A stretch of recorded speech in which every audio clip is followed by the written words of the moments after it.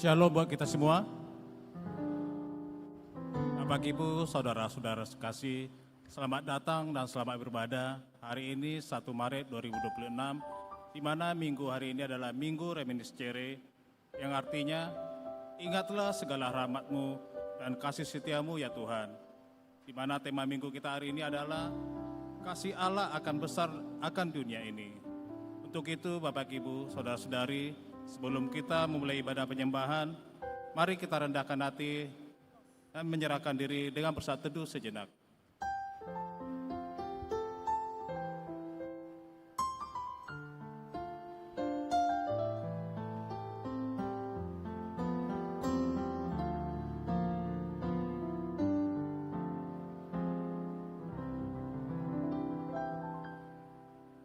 Amin. Kita memuji Tuhan dari Kidung Jemaat nomor 367, kita nyanyikan ayat 1 dan 6.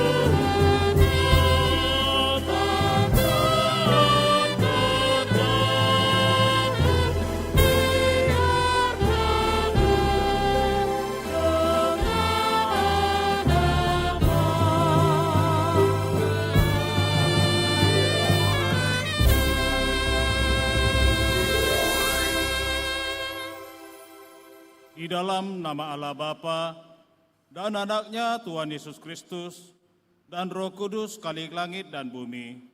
Amin. Ingatlah segala rahmat-Mu dan kasih setia-Mu ya Tuhan, sebab semuanya itu sudah ada sejak purbakala. Janganlah musuh-musuhku beria-ria atas aku. Allahku, kepadamu aku percaya, janganlah kiranya aku mendapat malu. Haleluya.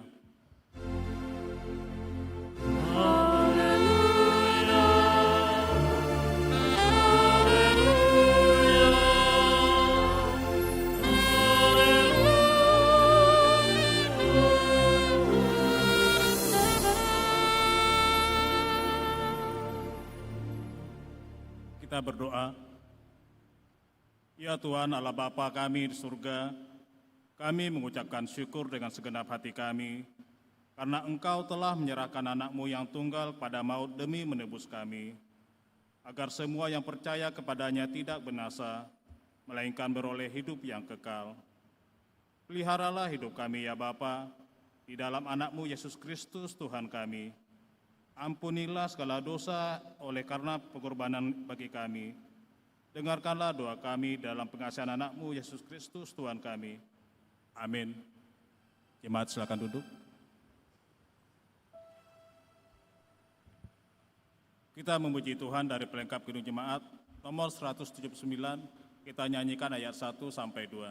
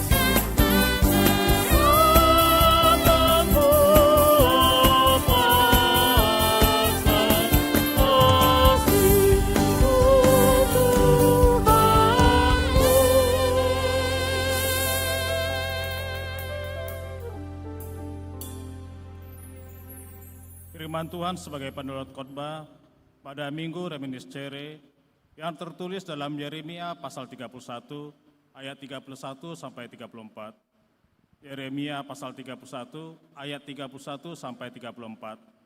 Marilah kita membaca secara bergantian. Beginilah firman Tuhan. Sesungguhnya akan datang waktunya, demikianlah firman Tuhan, aku akan mengadakan perjanjian baru dengan kaum Israel dan kaum Yehuda.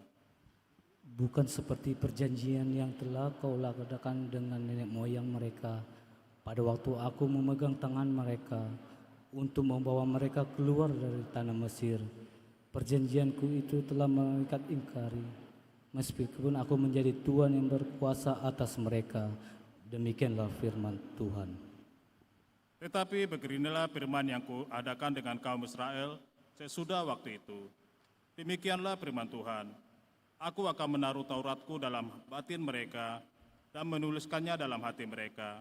Maka aku akan menjadi Allah mereka dan mereka akan menjadi umatku.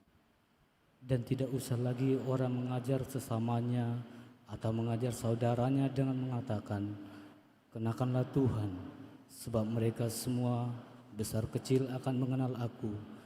Demikianlah firman Tuhan, sebab aku akan mengampuni kesalahan mereka dan tidak lagi mengingat dosa mereka. Sampai demikian pembacaan firman Tuhan. Yang berbahagia ialah mereka yang mendengarkan firman Allah dan yang memeliharanya. Amin. Kita memuji Tuhan dari lagu pujian, Kasih-Mu Tiada Duanya.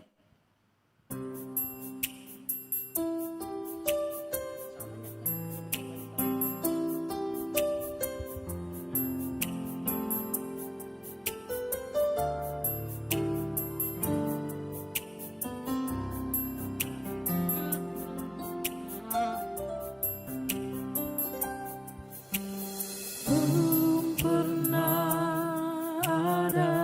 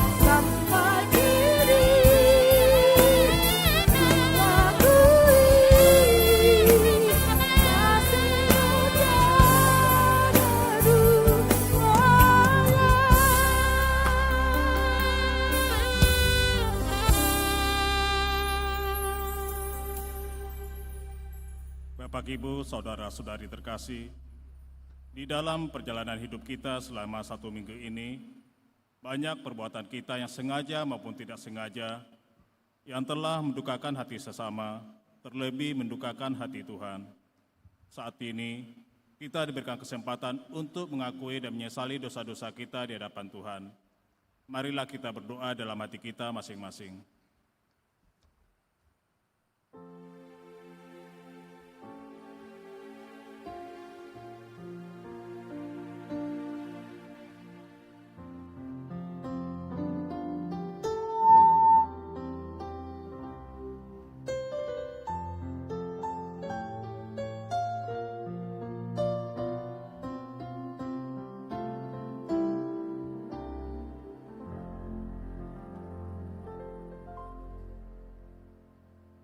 Bapa kami yang di surga, di dalam nama Yesus Kristus Tuhan kami, Engkaulah Tuhan yang Maha Kuasa, Khalik langit dan bumi, dan sumber segala kebenaran dan keadilan untuk menghakimi umat manusia.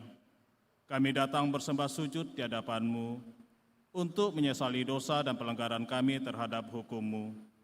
Kami sering menuruti godaan iblis dan tabiat kami yang jahat. Sepantasnya lah kami menerima ganjaran sesuai dengan pelanggaran kami. Tetapi kami telah sadar akan kejahatan kami, sehingga kami datang ke hadapan-Mu untuk menyerahkan diri dan menyesali segala dosa kami. Tolong dan kasihanilah kami, ampunilah segala dosa dan pelanggaran kami. Ya Roh Kudus, terangilah hati kami, dan teguhkanlah kami untuk melakukan apa yang berkenan kepadamu, sampai kami beroleh hidup yang kekal. Di dalam pengasihan Tuhan Yesus Kristus Tuhan kami. Amin. Janji Tuhan tentang pengampunan dosa. Tuhan adalah penyayang dan pengasih, panjang sabar, dan berlimpah-limpah kasih setianya. Tidak dilakukannya kepada kita setimpal dengan kesalahan kita. Seperti Bapa sayang kepada anak-anaknya, demikian Tuhan sayang kepada orang-orang yang takut akan Dia. Segala kemuliaan bagi Allah di tempat yang maha tinggi. Amin. Jemaat silakan duduk. Kita memuji Tuhan dari Kidung Jemaat nomor 39, kita nyanyikan ayat 1 sampai 2.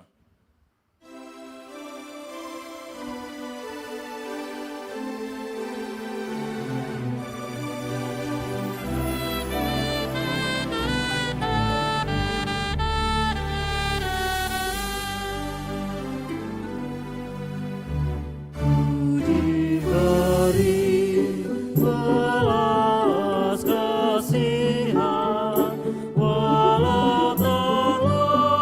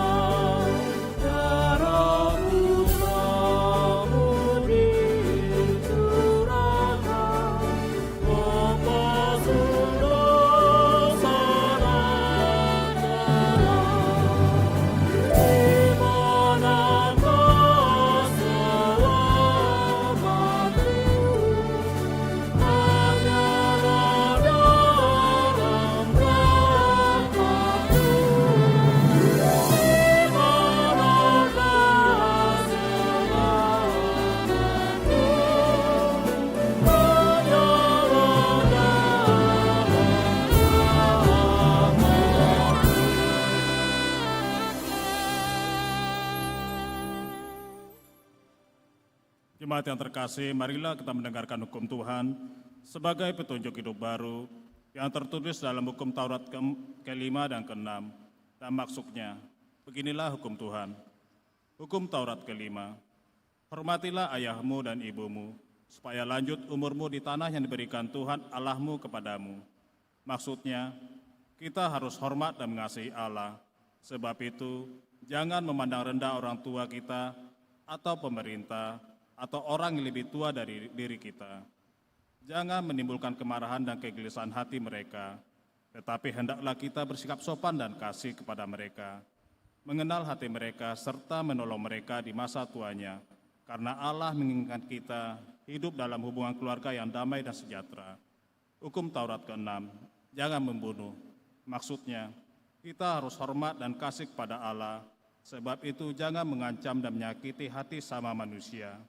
Kita harus saling melindungi dan menolong dan bersikap baik terhadap sesama, dan jalinlah persahabatan kasih terhadap tetangga, karena Allah menginginkan kita saling melindungi kehidupan sesama saudara. Demikianlah hukum Tuhan. Marilah kita bersama-sama memohon kekuatan dari Tuhan. Ya Allah Bapa kami, berilah kami kekuatan untuk melakukan yang sesuai dengan hukum-Mu. Amin. Kita memuji Tuhan dari Kidung Jemaat nomor 362, kita nyanyikan ayat 1 dan 3.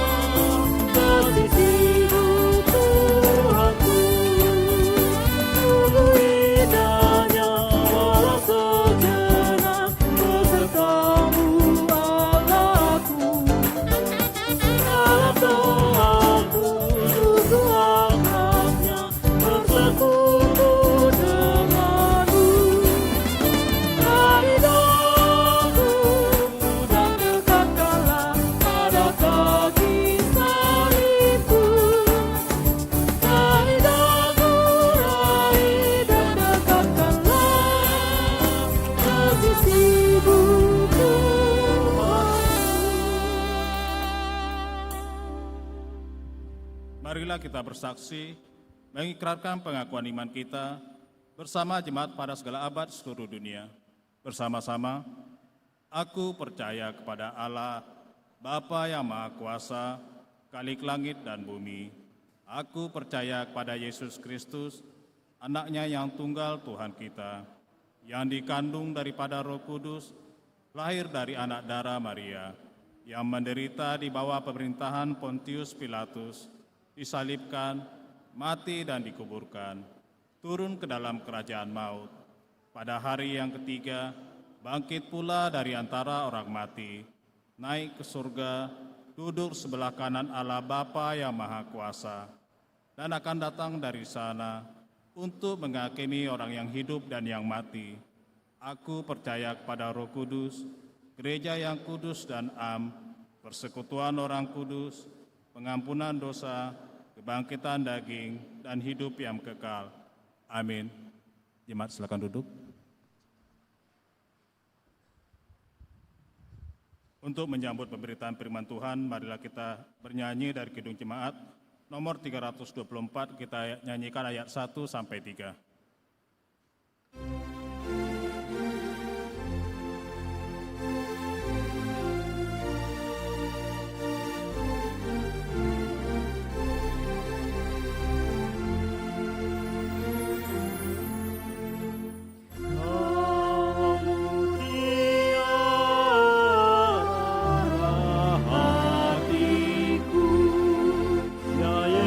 Yesus, kau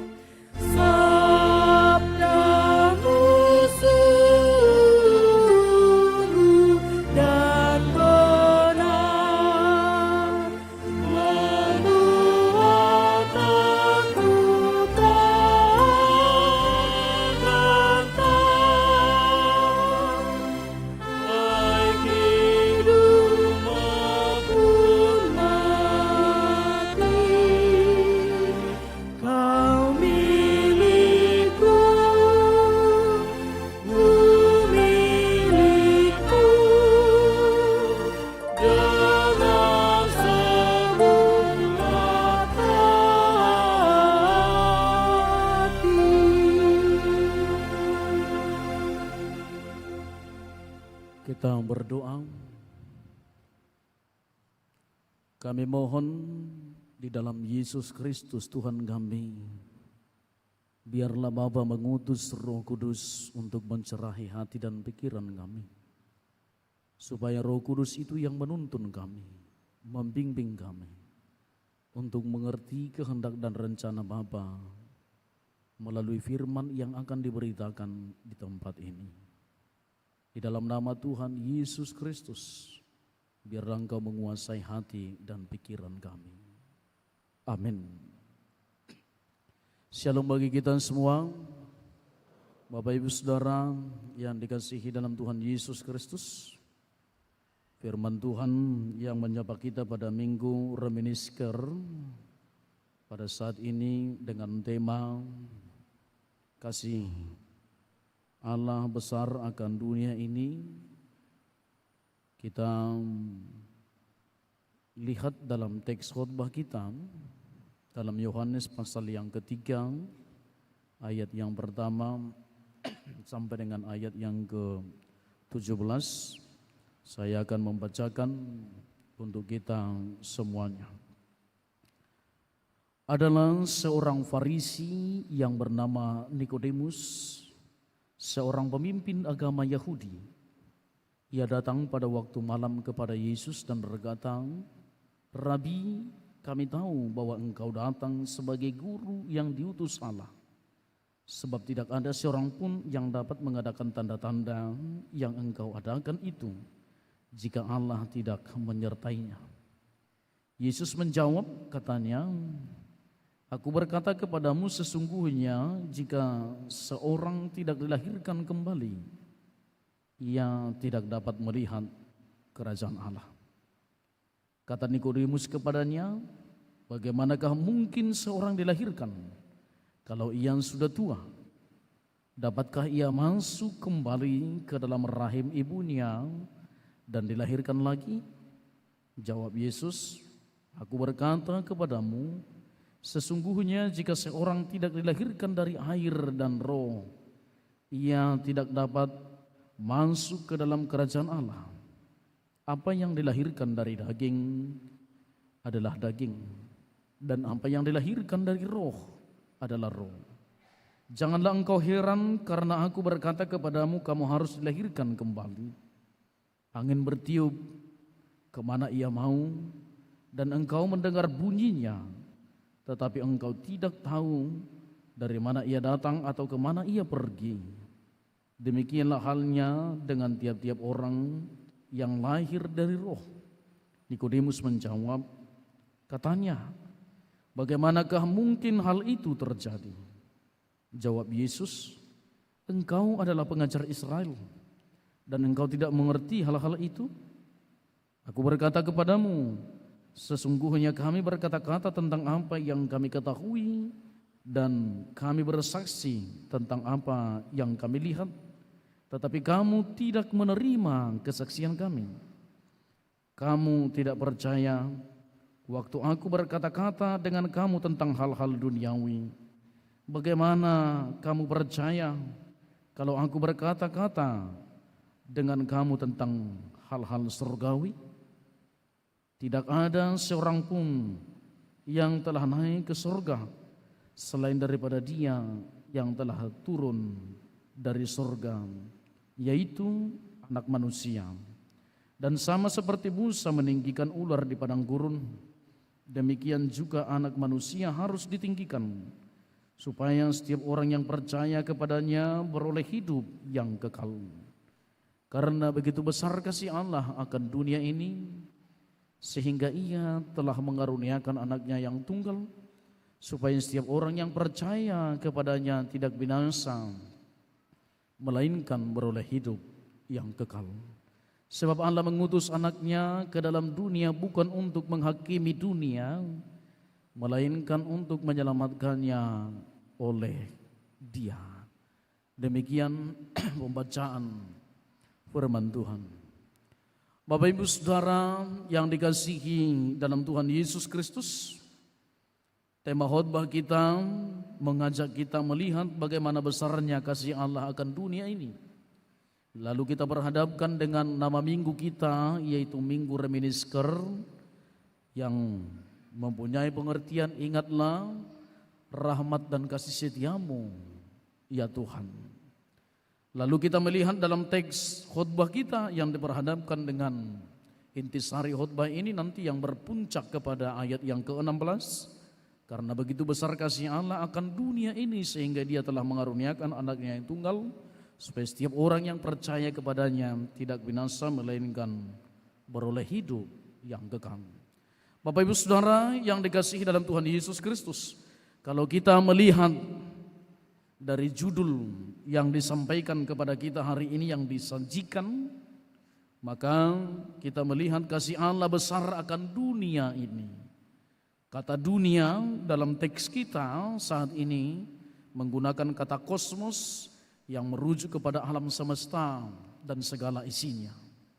Lalu ketika dikatakan kasih Allah akan besar akan dunia ini, bukan berarti Allah mengasihi dunia ini karena dunia ini sedang baik-baik, atau dunia ini sedang aman-aman, atau saya dan Anda sedang dalam posisi zona nyaman. Bukan. Tetapi Allah mengasihi dunia ini dengan menerima segala keadaan dan bentukan yang terjadi di dunia itu sendiri. Apa yang saya maksudkan Bapak Ibu melalui khotbah ini adalah bahwa kasih Allah yang besar itu menutupi segala kekurangan-kekurangan, menutupi segala kelemahan, termasuk dosa yang sedang kita perbuat di tengah-tengah kehidupan kita. Maka dunia ini yang penuh dengan kejahatannya, dengan dosanya, dunia ini yang penuh dengan keruntuhan, bahkan dunia ini yang sedang mengalami goncangan, atau bisa kita katakan tidak sehat, Allah mengasihinya. Karena kasih Allah jauh lebih besar, dan kasih Allah melingkupi dunia yang rusak itu dalam rangka ayat yang ke-17, memperbaiki atau menyelamatkannya. Jadi rencana Allah bukan rencana untuk penghakiman, penghukuman, tapi rencana Allah adalah rencana untuk perbaikan, rencana untuk pemulihan dan penyelamatan dunia yang sedang rusak, dunia yang sedang berada di dalam ketidakbaikan atau goncangan itu sendiri. Maka Bapak Ibu Saudara yang dikasihi dalam Tuhan Yesus Kristus, jika kita melihat bahwa dunia itu termasuk kita, maka mari kita melihat khotbah ini, melihat diri kita sendiri terlebih dahulu. Ada kerusakan apa yang ada pada dirimu? Ada gangguan apa yang terjadi dalam hidupmu? Tekanan apa yang terjadi di dalam rumah tangga, di dalam pendidikan, di dalam bisnis yang Anda geluti? Hari ini Tuhan mau melihat dan Tuhan mau mengatakan kasih-Nya besar. Dalam kerapuhan, dalam ketidakberdayaan kita, dalam menghadapi dunia yang kita hadapi sekarang, dalam berbagai situasi konflik yang terjadi, termasuk konflik ekonomi, politik, dan termasuk konflik religi yang terjadi di tengah-tengah negara kita, yang bersaing tentang kebenaran-kebenaran sendiri. Allah datang menyapa kita, kasih Allah besar akan Anda, akan saya, dan akan keterpurukan dan kehancuran yang sedang terjadi. Maka ketika Allah mengasihi dunia, maka Allah sedang berencana untuk merehabilitasi kehidupan kita supaya terjadi perbaikan atau pemulihan. Bapak Ibu Saudara yang dikasihi dalam Tuhan Yesus Kristus, dia adalah sangat menarik dalam hidup kita melalui teks khotbah yang telah kita bacakan tadi. Kasih Allah besar akan dunia ini. Kalau kita mengkaji judul ini kembali, maka kita akan melihat bahwa yang proaktif kepada manusia atau kepada kosmos itu sendiri adalah Allah.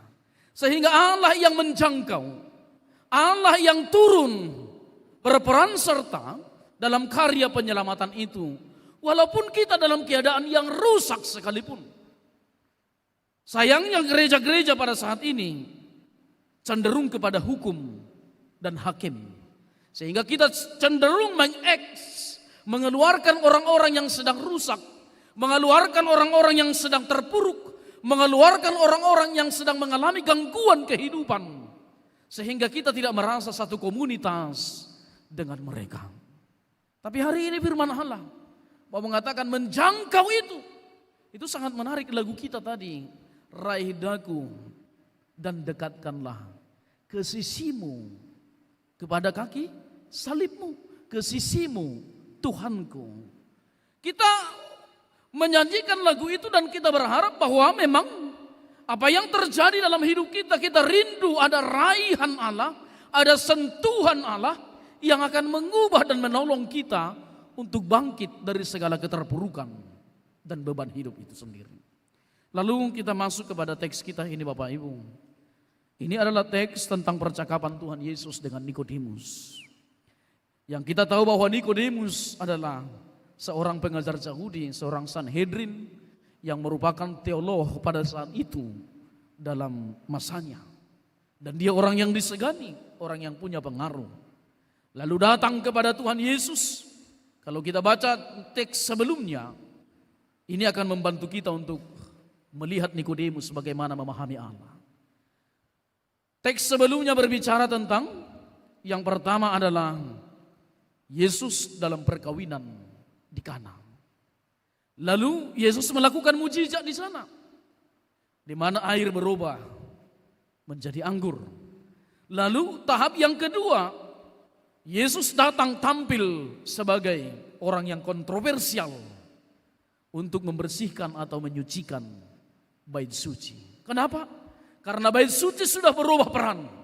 Karena rumah Allah telah berubah atau beralih fungsi menjadi bisnis rohani. Menjadi bisnis untuk keuntungan-keuntungan para imam dan ahli-ahli Taurat pada zaman itu. Lalu Yesus tampil kontroversial untuk membersihkan itu. Lalu hari ini di dalam khotbah kita ini Yesus tampil kembali bersama dengan Nikodemus. Dengan perkataan Nikodemus yang mendekati Yesus, "Guru, engkau adalah rabi yang diutus oleh Allah, yang melakukan mujizat atau tanda-tanda yang tidak mungkin itu dilakukan oleh manusia biasa, kecuali atas persetujuan atau karena Allah yang menopang atau mendorong untuk mengerjakan itu." Itu pola pikir daripada Nikodemus. Dia adalah orang Sanhedrin yang menggunakan rasionalistis dan mendekati Alkitab itu sendiri atau Yesus itu sendiri dengan pemahaman Taurat atau pemahaman daripada hukum Taurat itu sendiri. Bagaimana dia seorang Yahudi yang selalu butuh empirisme, tanda-tanda yang akan mengukur. Empirisme itu, tanda-tanda itu yang digunakan oleh Nikodemus untuk mengukur apakah Yesus itu benar-benar dari Allah atau tidak. Lalu pengalaman-pengalaman itu dimunculkan untuk mengatakannya kepada Yesus. Lalu pendekatan itu Bapak Ibu yang dikasihi dalam Tuhan Yesus Kristus, setelah dia melihat Yesus dengan begitu, dia datang kepada Yesus dengan penuh kebimbangan, penuh pertanyaan, penuh keraguan dan ketidakpastian akan hidup. Hari ini kita adalah orang-orang yang hidup dalam ketidakpastian. Dengan keadaan yang kita hadapi, persoalan yang sedang menimpa kehidupan kita, terkadang kita mengalami ketidakpastian. Kalau kita membaca grafik gelombang ekonomi global, kita sedang berada di dalam ketidakpastian ekonomi.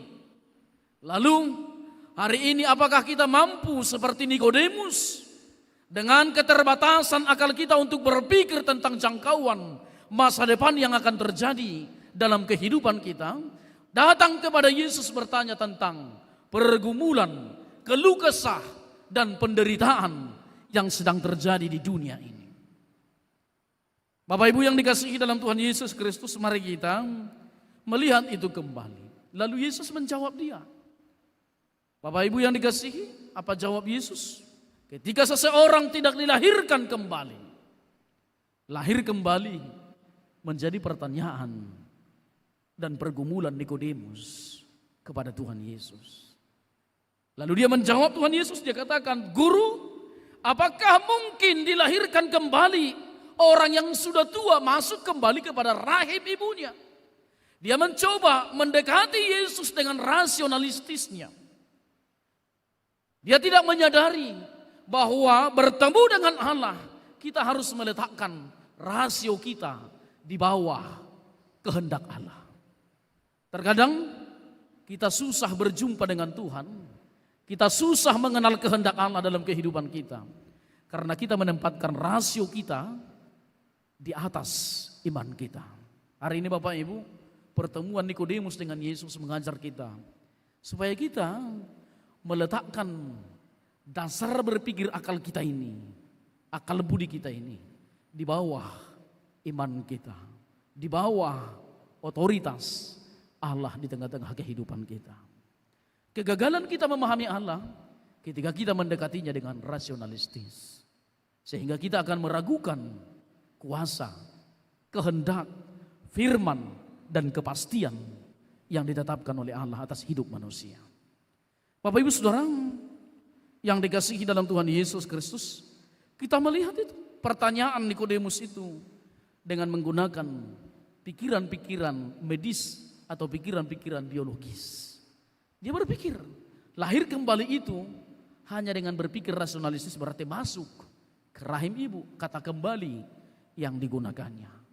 Memang dalam bahasa asli ada juga yang digunakan dengan terjemahan lahir dari atas atau dari surga kembali. Nah Bapak Ibu, kata lahir di sini ternyata yang digunakan Yesus. Kata lahir bukanlah kata lahir seperti kita memandang secara biologi. Namun kata lahir di sini adalah kata lahir yang berbentuk dalam peran aktif, hak prerogatif Allah yang diberikan kepada manusia. Sehingga kelahiran kembali itu bukan kehendak manusia, tapi itu adalah otoritas yang digunakan oleh Allah. Proaktif Allah untuk mendekati kita supaya mengalami kelahiran itu kembali. Itu bisa kita melihat bagaimana Yesus menyampaikan itu Bapak Ibu di tengah-tengah perjalanannya bersama dengan para murid waktu itu dalam Yohanes 6 ayat yang ke-44. Yohanes 6 ayat ke-44 Yesus mengatakan kira-kira begini, "Tidak ada seorang pun yang dapat datang kepadaku jikalau ia tidak ditarik oleh Bapa yang mengutus aku, dan ia akan kubangkitkan pada akhir zaman."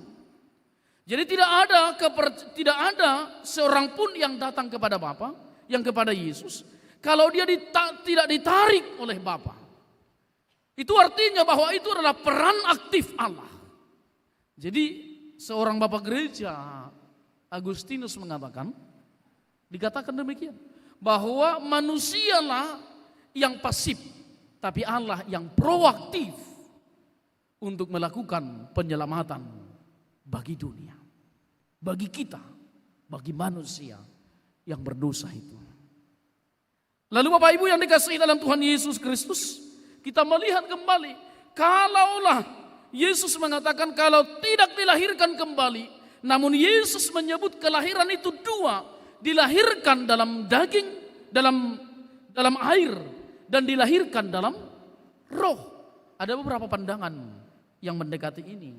Ada yang mengatakan bahwa air itu adalah simbolisasi untuk baptisan, bahwa orang yang dilahirkan kembali, yang dilahirkan dengan air itu adalah dilahirkan dengan baptisan. Kita mati bersama dengan Kristus dan dilahirkan, dibangkitkan kembali dari kematian oleh karena Yesus Kristus. Lalu pendekatan yang kedua memahami ini, lahir dari roh itu. Lahir dari roh dikatakan di sini adalah lebih mendekati kepada pemahaman bahwa kita dipimpin dan diarahkan oleh roh.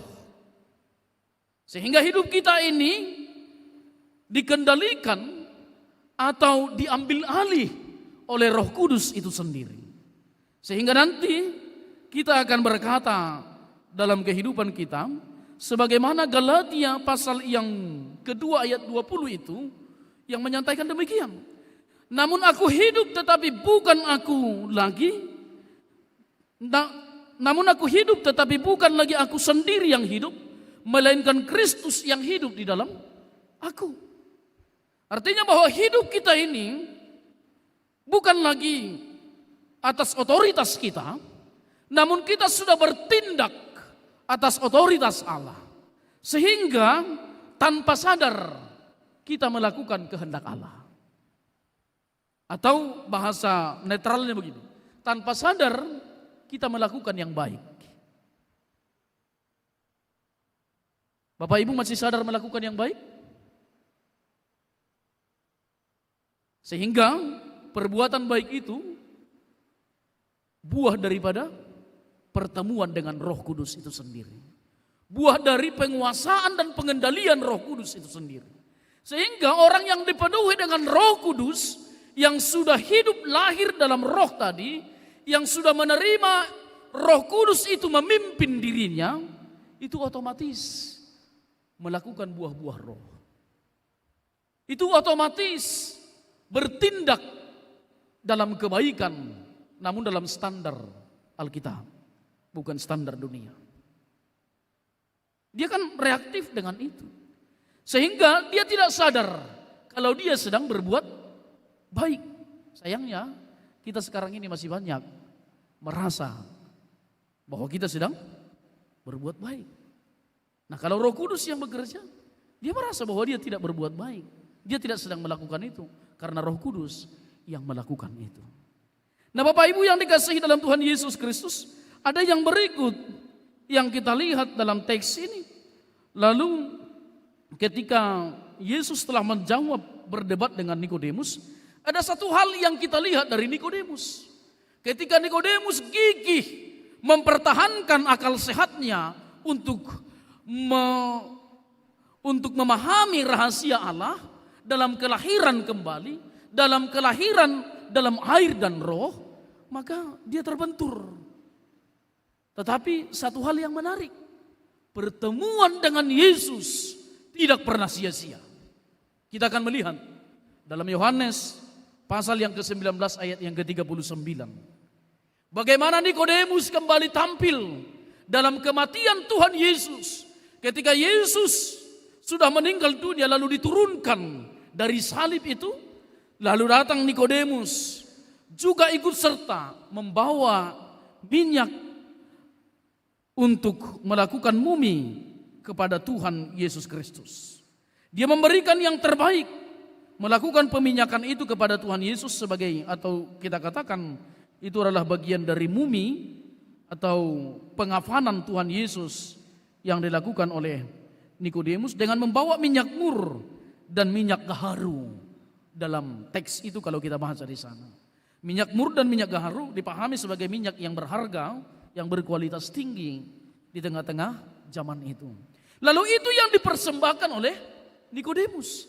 Nah, ternyata orang yang bertemu dengan Tuhan, orang yang mengalami kehadiran Allah dalam kehidupannya, yang bertemu dengan Injil atau Yesus Kristus itu sendiri, maka dia akan dibaharui kehidupannya. Dia akan mengalami transformasi iman dari yang tidak serius atau yang berleha-leha, tetapi menjadi orang yang sangat kekeh atau menjadi orang yang sangat mempunyai prinsip yang kuat untuk melakukan yang terbaik bagi kemuliaan Tuhan. Nah, Bapak Ibu yang dikasihi dalam Tuhan Yesus Kristus, itu yang kita lihat, ada transformasi. Maka setiap orang yang bertemu dengan Yesus yang sesungguhnya, dia akan mengalami transformasi iman. Dia akan dibaharui, dia akan bertobat di tengah-tengah kehidupannya. Bapak Ibu yang dikasihi dalam Tuhan Yesus Kristus, itu yang kita lihat. Kita Nikodemus yang mana? Nikodemus yang masih datang dengan akal, atau Nikodemus yang sudah menerima Yesus membaharui kehidupannya? Mari belajar menundukkan diri kepada Tuhan Yesus. Lalu Martin Luther katakan, pertemuan kita dengan Tuhan Yesus dalam 3 sola itu tentang keselamatan. Martin Luther sebut sola gratia, sola scriptura, dan sola fide. Lalu teks kita ini mempertemukan kembali dengan pemahaman itu. Dalam pemahaman yang disampaikan hanya karena Injil. Bapak Ibu, tanpa Anda bertemu dengan Injil, Anda tidak akan mengalami pembaharuan kehidupan. Karena Injillah yang membaharui kita. Karena Injillah yang menuntun kita kepada terang yang sesungguhnya. Karena itu kita harus memperbanyak pertemuan kita atau menaikkan pertemuan kita untuk lebih intens bertemu dengan Injil itu sendiri. Sayangnya banyak kali orang Kristen yang tidak mau lagi membaca Alkitab.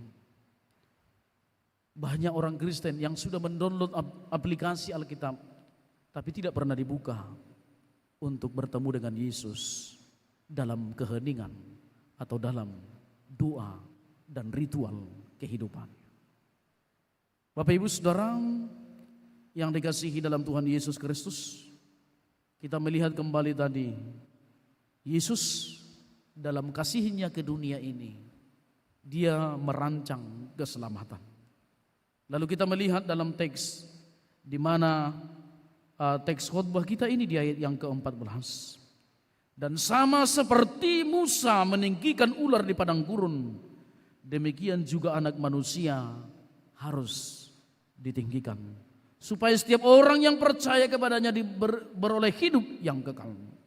Kita melihat bagaimana kasih Allah yang besar itu hingga mengorbankan diri menjadi sama seperti manusia, mengorbankan diri untuk mati, menggantikan saya dan Anda, supaya olehnya murka Allah yang meluap-luap dilimpahkan kepada Yesus Kristus untuk menggantikan kita yang seharusnya akulah yang terhukum, akulah yang tersalib, Andalah yang tersalib dengan saya.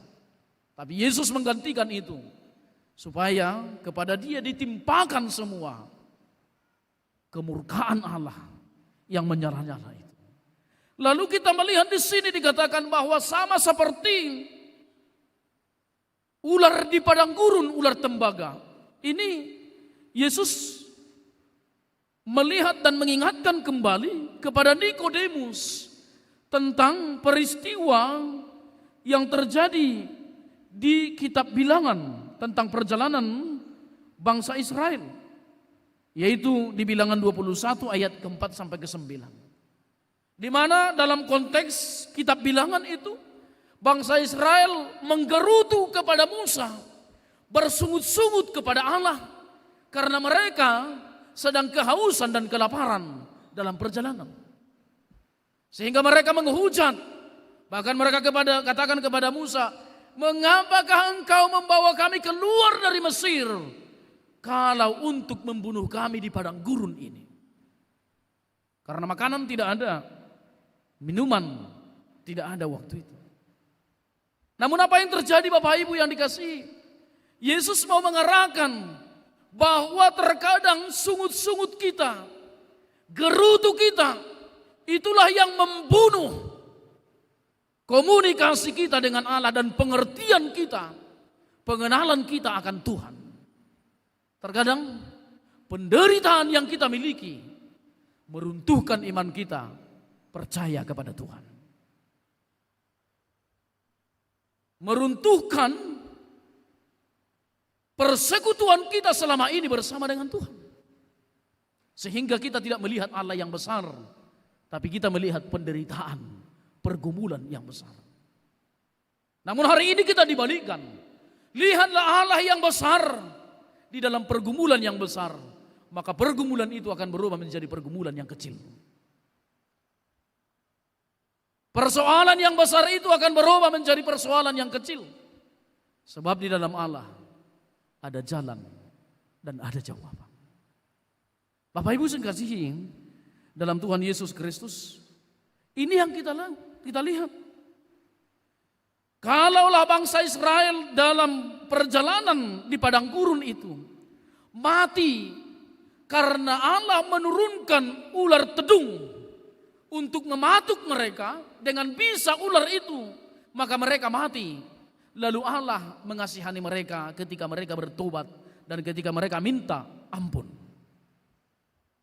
Ketika mereka minta ampun, lalu Allah mengatakan kepada Musa, Musa, dirikanlah ular tembaga, supaya siapa yang memandang kepada ular tembaga itu, mereka tidak akan mati walaupun mereka sudah dipatuk ular. Ketika memandang kepada ular tembaga. Bapak Ibu, kalau kita mau melihat ini ada persoalan ular, kalau kita mau mengambil perbandingan makna dalam perjanjian baru, kita melihat ular itu sebagai rencana daripada iblis untuk mematikan kita, untuk hidup di dalam dosa. Lalu bisa itu menjerat kita. Lalu kata firman Allah dalam Rom mengatakan sebab upah dosa adalah maut. Lalu ketika maut itu mematikan, dosa itu mematikan. Itulah bisa ular tadi simbol yang kita perbandingkan dengan perkataan Yesus ini. Lalu ketika bisa itu meruntuhkan kehidupan kita, mematikan kepada kita, sebesar apapun rencana iblis, sebesar apapun kekuatan iblis yang akan mematikan kehidupan kita, membawa kita kepada maut itu, ketika Anda memandang Yesus, maka Anda akan terselamatkan dan maut itu pun akan runtuh. Lalu apa kata Paulus dalam Korintus 15, 1 Korintus 15 itu, hai maut, di manakah sengatmu? Lalu maut itu tidak akan lagi bisa meruntuhkan kehidupan kita. Tidak bisa lagi menghilangkan kesempatan kita untuk hidup di dalam kekekalan bersama dengan Tuhan Yesus. Lalu benarlah apa yang disampaikan oleh para rasul dalam Kisah Para Rasul 4 ayat yang ke-12 itu. Sebab tidak ada keselamatan di dalam siapapun juga yang olehnya kita diselamatkan, kecuali selain di dalam nama Yesus Kristus. Jadi tidak ada keselamatan di dalam diri siapapun juga kecuali di dalam diri Yesus Kristus. Maka hari ini kita disuguhkan dengan keindahan daripada tema kita pada saat ini. Kita kembali kepada hal yang tadi. Maka Yesus datang memulihkan dunia. Yesus datang memulihkan kosmos yang sedang rusak dan kacau ini.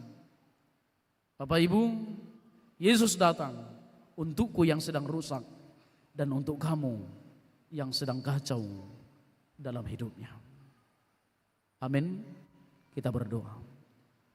Terima kasih Tuhan Yesus untuk firman yang telah menyapa kami, yang mengajar kami untuk melihat kebesaran Allah di tengah-tengah kehidupan kami. Kasih Allah jauh lebih besar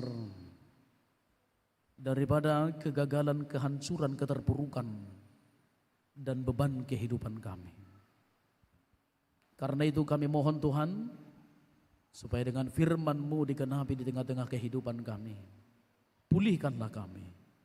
Pulihkanlah dunia kami yang sedang rusak ini.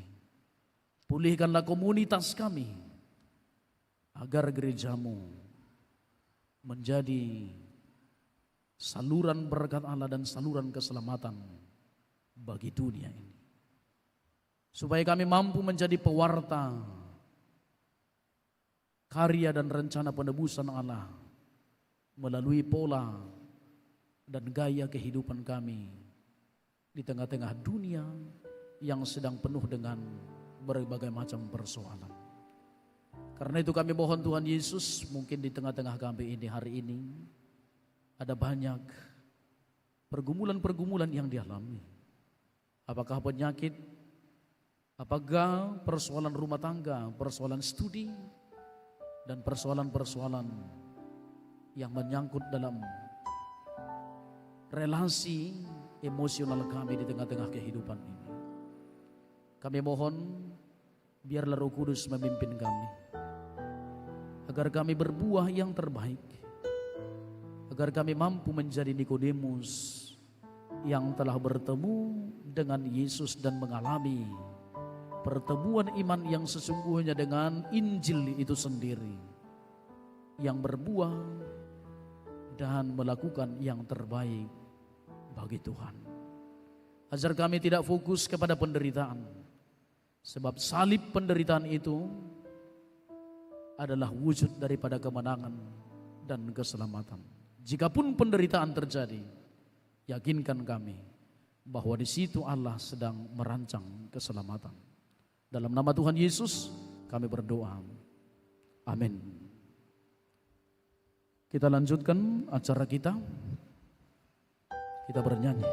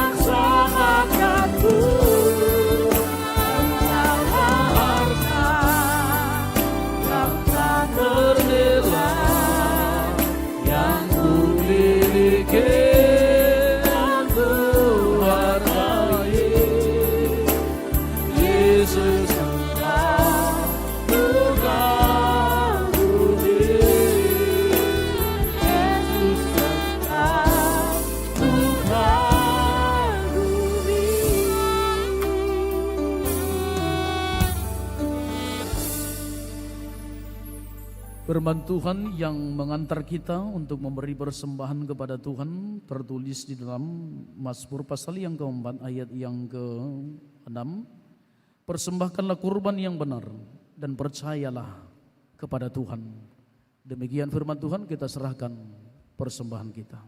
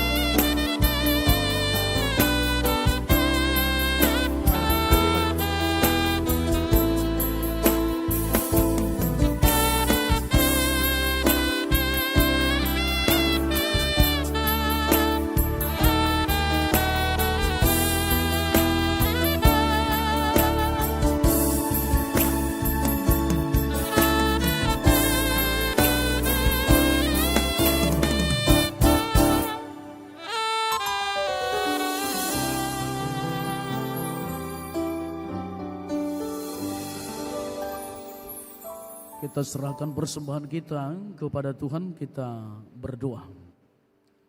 Ya Allah Bapa kami yang di surga, kami mengaku dengan setulus hati Engkaulah sumber segala berkat dan karunia. Di sini kami memberikan persembahan syukur kami kepadamu. Terimalah persembahan umatmu dan berkatilah menjadi alat kesaksian, persekutuan dan pelayanan jemaat-Mu ini.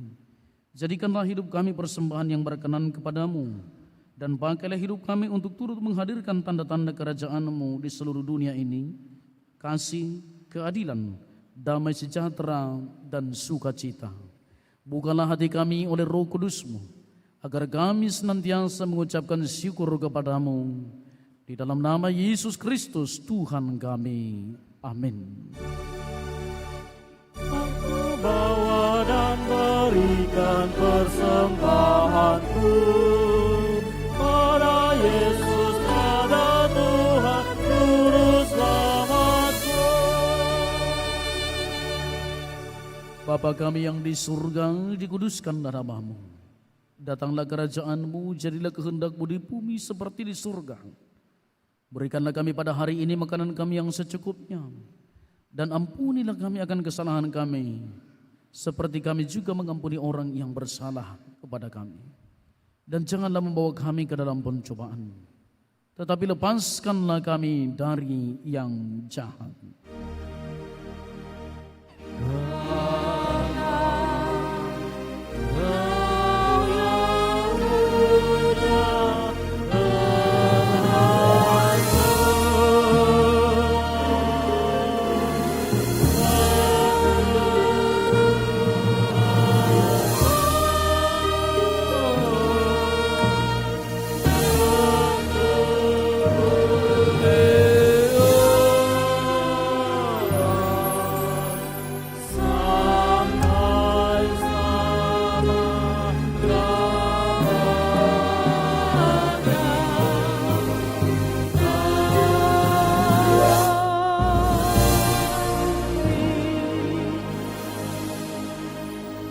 Jemaat yang dikasihi Tuhan Yesus Kristus, terimalah berkat dari Tuhan Allah Bapa kita, dan pulanglah di dalam damai sejahtera. Tuhan memberkati engkau dan melindungi engkau. Tuhan menyinari engkau dengan wajah-Nya dan memberi engkau kasih karunia. Tuhan menghadapkan wajah-Nya kepadamu dan memberi engkau damai sejahtera.